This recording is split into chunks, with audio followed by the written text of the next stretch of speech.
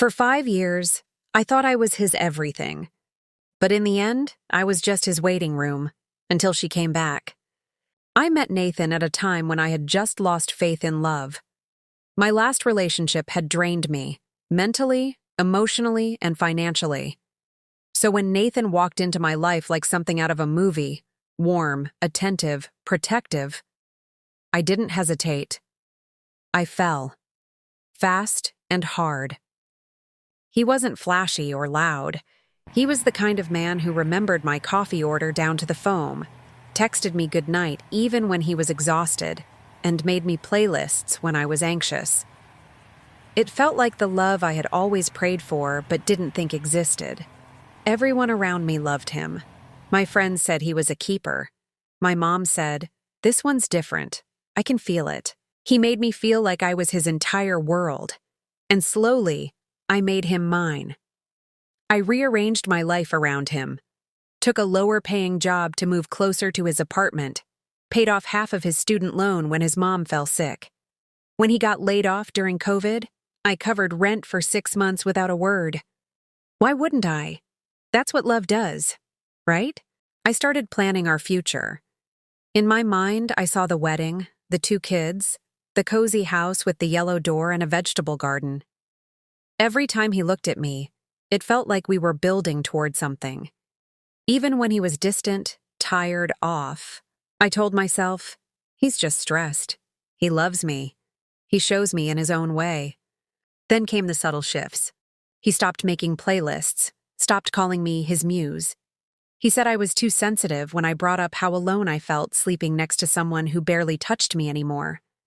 Our Friday nights turned from movie marathons and cuddles to him staring blankly at his phone, always flipping it upside down when I got too close. Still, I held on. I cooked his favorite meals, surprised him with a weekend getaway for our 4th anniversary. I told myself, love is work. This is just a phase. We've come too far to give up now. But deep down, I started feeling like a shadow in my own relationship. Then one night, everything cracked. We were sitting on the couch in silence. He was scrolling endlessly. I was trying to pretend I didn't notice the way he smiled at something on his screen. My heart ached in that way it does when you already know something is wrong but don't want to say it out loud.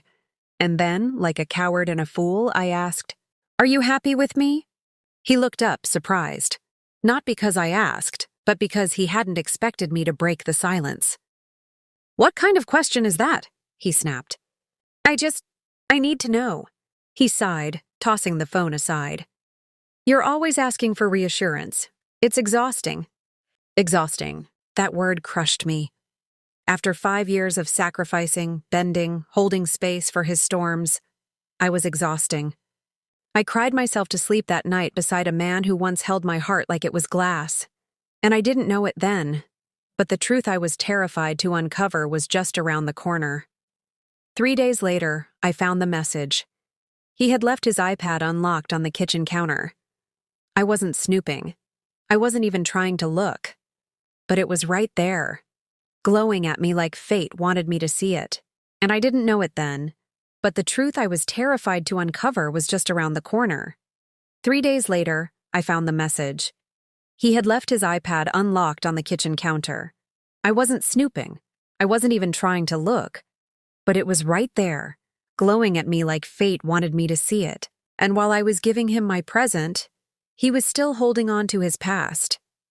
I stared at that message like it was written in fire. Can't wait until we can be real again. Real? What had I been for the past 5 years? A dream? A placeholder? A body keeping his bed warm while he waited for her to return? My hands trembled as I opened the chat thread between Nathan and Claire. Hundreds of messages, pictures, voice notes, memes they shared, inside jokes that made my stomach lurch. Some were flirty, others were intimate. They called each other pet names I thought were ours. And worst of all, it had never stopped. Not once. From the beginning of our relationship, while I was falling head over heels, crying on his shoulder about my broken past, he had been texting her, comforting her, promising her that I was just a phase he had to get through, that she was his real home. There was a voice note. I don't know why I pressed play, but I did. I hate lying to her. But I had to make it look like I moved on. She gave me stability, Claire. You gave me passion. And now that you're finally back, I'm figuring out how to get out. I dropped the iPad like it was burning me. Get out? So while I was planning forever, he was planning his exit. Quietly. Strategically. Waiting for Claire, his ex, the one he said broke him, to return and give him permission to leave me. That night I didn't scream. I didn't confront him. I didn't even cry. I sat in silence, in the dark, with a cup of tea I didn't drink. Just me and the buzzing in my head, and the echo of all his lies. The next morning, he walked into the kitchen like nothing had happened. Hey babe, you sleep okay? I nodded, staring at his face. The same face I had kissed 1,000 times, memorized in soft moments, trusted with my whole being. And yet, I didn't know this man. Not really. I couldn't say anything yet. I needed a plan. I needed to get my power back. So I played along. For 2 weeks, I smiled, cooked, kissed him goodnight, told him I loved him, and in the background, I started digging. I pulled my bank statements, my digital receipts, tracked every payment I made toward his debt, his rent, his car repairs. I went back 5 years and listed every financial contribution. I even contacted a friend of mine who worked in legal mediation. Because if he was planning his exit, I wasn't going to make it easy. Then came the final straw. One night, while he was in the shower, his phone pinged. I didn't even mean to look. But the message preview was short, and it hit like a knife. Can't wait to have your arms around me again. Counting down. Claire. Counting down. He was leaving. It was real. This was happening. I snapped. I printed the messages, the bank receipts, the screenshots. I laid them out on the dining table like a gallery of betrayal. When he walked in, wet hair, towel around his waist, humming like a man who still thought he was in control, I was waiting. His eyes darted from the table to me. "What's all this?" he asked, still playing innocent. I handed him the voice note transcript. "You've been planning to leave me for her this whole time. You never stopped loving Claire. You just used me to fill the silence she left behind." He stood frozen. Then he tried to speak, but I raised my hand. "No, I don't want an explanation. I want what I'm owed. You don't get to disappear into someone else's arms and walk away with everything I gave you. Not this time." His silence was louder than any lie he had ever told. He walked out that night, suitcase in hand, without saying a word. I watched him leave through the same door I once imagined we'd walk through together as husband and wife. But I didn't cry. I felt hollow. But in that hollowness, I also felt something else. Clarity. And just beneath it, the beginning of rage. There's a kind of silence that comes after betrayal. Not peace, not calm, but a quiet so loud it echoes in your bones. The apartment was still full of him. His cologne clung to the pillows. His coffee mug sat in the sink like he was coming back. His jacket still hung by the door. But he wasn't coming back. He had chosen her. Again. After everything. For the first 2 days, I didn't move much. I walked around like a ghost in my own life. Showered, sat, stared, replayed every moment over and over like a movie I couldn't stop watching. Every "I love you." Every "you're the only one." Every kiss that now felt staged. Every moment I thought was real. Poisoned. I felt ashamed. Not just of being used, but of staying when the signs were all there. Friends started checking in. Some said, "You're better off." Others, "You deserve more." I nodded, smiled weakly, but inside I wanted to scream. Then why does it still feel like I lost? Healing wasn't immediate. It wasn't clean or Instagrammable. It was gritty, dark, messy. I cried into my pillow until the case was wet. I walked aimlessly for hours, headphones in, trying to drown out my thoughts. Some nights I'd stand in front of the mirror and ask out loud, why wasn't I enough? But slowly, I started reclaiming myself. It started small, deleting photos, returning the keys he never asked for, changing the bed sheets, lighting a candle he hated. I went to therapy. Not the 3 sessions and I'm cured kind. The dig into your childhood, unpack your trust issues, scream into a pillow kind. My therapist told me something that stuck. You didn't get played because you were naive. You got played because you were open. You believed in love. That's not weakness, that's strength. I clung to that sentence like a raft in stormy water. I joined a support group for women who had been emotionally manipulated. At first, I just listened. Names changed, faces blurred, but the pain was familiar. The stories different, yet the same. One woman had been married for 10 years before discovering her husband had a second family. Another had funded her boyfriend's startup, only for him to ghost her when the company had picked up and started profiting. It was in that group, sitting in a circle of women with tissues in one hand and tea in the other, that I realized I wasn't alone. And I wasn't broken, just bruised. The shift came slowly, but it came. I started sleeping again. Not deeply, not without dreams, but enough to function. I started journaling. Every thought, every memory, every bitter word I wanted to say but didn't. And I started working on something I hadn't in a long time, me. I went back to painting, something I hadn't done since college. I painted the pain first. Dark, abstract shapes. But then I painted light. Whispers of hope, little fragments of beauty breaking through chaos. And one day, completely out of the blue, I woke up and didn't think about him first. It was the tiniest victory. But it mattered. That same day, I got a message. It was from Claire. Yes, her. The woman he left me for. She said she found my number in his cloud backup, that she knew she probably shouldn't reach out. But there were things I deserved to know. I stared at the screen, unsure whether to block her or open it. But curiosity, pain, whatever it was, made me tap. I didn't know he was still with you. He told me you two had ended a year before I came back. I only found out the truth when I saw your photo on his nightstand. I confronted him, and he admitted everything. I left him. I just wanted you to know. I didn't reply. I didn't need to. She wasn't the enemy. She was just the other version of me, the one who got there second.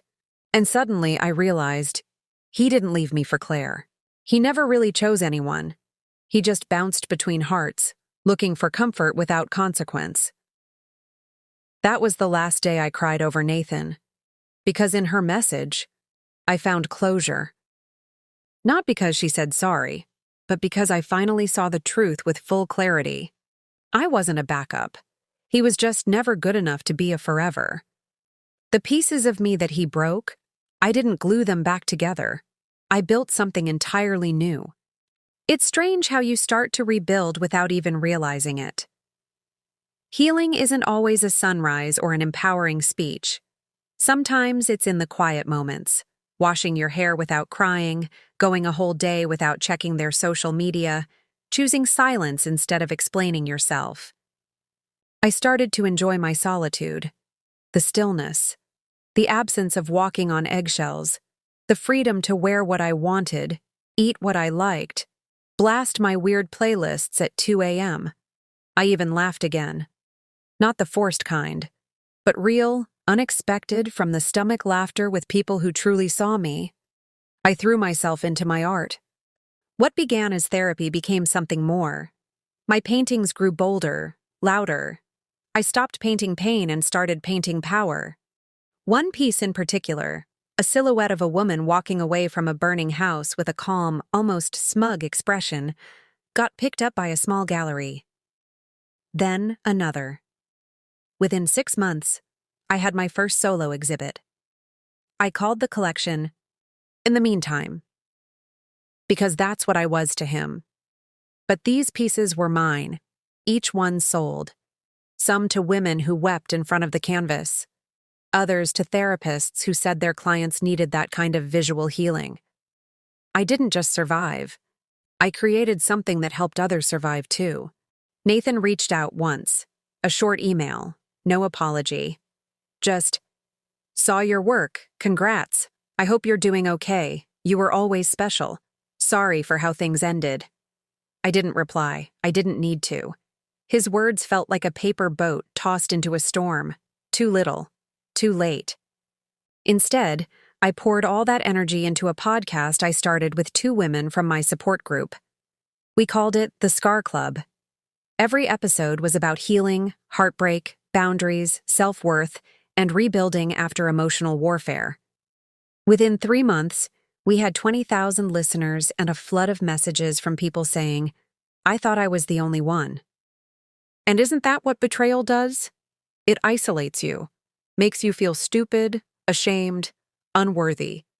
But once you speak the truth out loud, the shame starts to die. One afternoon, I got invited to speak at a women's empowerment summit.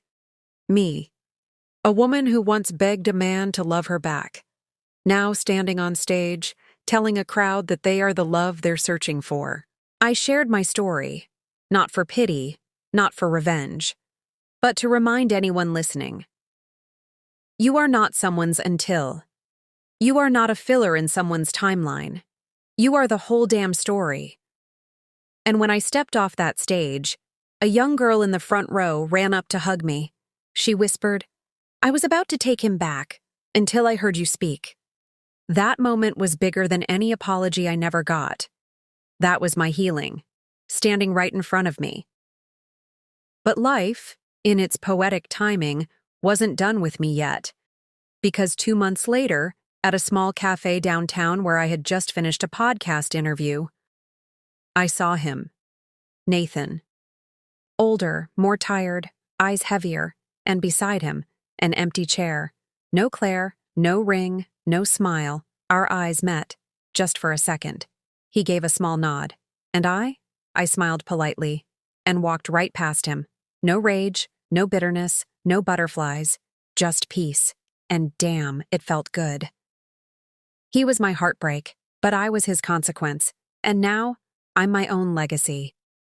It's been 3 years since the day Nathan walked out and left my world spinning. 3 years since I uncovered the lies and lost the man I thought would be my forever. But now, when I look back, I don't see ruin anymore. I see a turning point. The version of me who sobbed into bathroom tiles, questioned her worth, begged a man to choose her. That woman no longer exists. She evolved. She bled. And then bloomed. My art career has exploded. What began as therapy on canvas is now a movement. In the Meantime, evolved into a traveling exhibit, showcased in 4 cities. One of the pieces, a painting of a woman holding her own heart stitched with gold, was featured in a national mental health campaign. The caption read, "Some women break, others build." The Scar Club podcast? It's now a full-time platform. We've published 2 books, launched healing retreats, and our TikTok clips regularly go viral. People send messages every day. Women, men, even teenagers saying, "You helped me leave. You helped me heal." But here's the part no one tells you. The real triumph doesn't come from revenge, not from glowing up to make them regret it. The real triumph is waking up, looking in the mirror, and loving the person who survived. Because when I was with Nathan, I lost myself. I shrank to fit his silence. I bent around his broken promises. I became so focused on being his everything that I forgot I was already whole. I didn't get my apology. I didn't get closure in a bow. What I got instead was better. I got myself back. And in that process, I learned something I hope you never forget. Being someone's backup plan doesn't mean you're unworthy. It just means they didn't have the vision to see your value. You were never not enough. You were just too much for someone who never intended to hold you fully. Sometimes the people we love are simply mirrors, showing us the cracks we haven't healed. And when they leave, we finally see who we were always meant to be. Nathan was the mirror, but I was the masterpiece. I've since fallen in love again, not with a man, not yet, but with myself, with early morning walks, with coffee shops that know my name, with writing letters I never send, with dancing barefoot in my kitchen, with boundaries, with peace. And maybe one day, someone will walk into my life with hands not meant to take, but to hold. Maybe they'll love me loudly, proudly, without question marks. Or maybe I'll just keep building this life, wild, full, mine, and let love find me when it's ready. But what I won't do again is wait on someone to see me, because I see myself now, fully, clearly, fiercely. And if Nathan ever thinks of me, I hope he realizes he didn't lose a woman who needed him. He lost a woman who built a world without him. To you watching this, if you've ever been the in the meantime, if you've ever been used, dismissed, or made to feel small, let this be your sign. You are not a backup. You are not a side story. You are the whole damn novel, and it's time to start writing your next chapter. Where are you listening from? Tell me in the comments. Have you ever loved someone who never truly saw you? If this story touched you, don't forget to subscribe, hit the notification bell, and share it with someone who needs to hear this, because sometimes the right story changes everything.